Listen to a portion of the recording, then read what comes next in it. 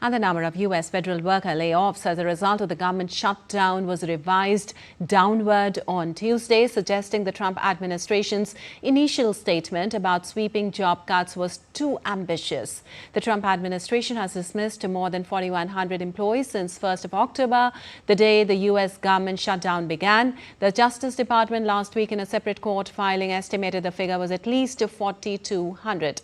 Now, President Donald Trump blamed the cuts on the U.S. government shutdown. The government is closed because Trump and lawmakers have failed to agree on a spending plan for federal agencies.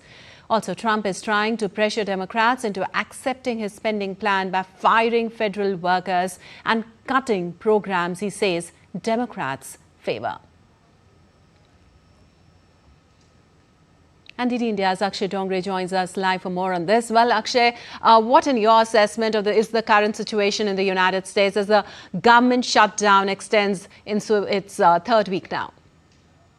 Well, the situation remains quite complicated, Lipakshi, because, even at this point in time when we are seeing, thousands of people being laid off, salaries of many not being paid on time, especially the federal workers, the situation is, far from being resolved because, as we are reporting, the Senate has once again turned down the Republican bill as far as the budget and the spending is concerned in different areas of the government, especially the federal government.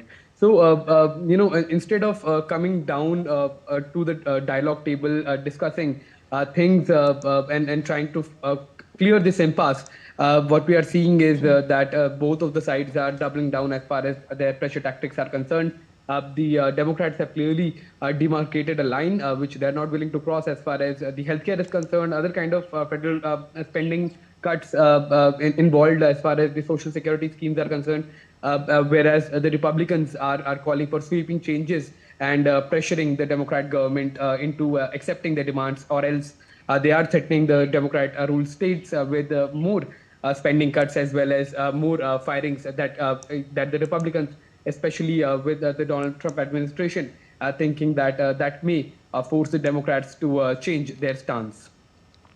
All right. Also, Akshay, it's clear that the Republicans and the Democrats have major disagreements over the health care. But are there other areas where the differences are becoming more evident? Well, there are a range of issues and range of areas, including the immigration issue. As far as the H-1B visa is concerned, they have differences in that.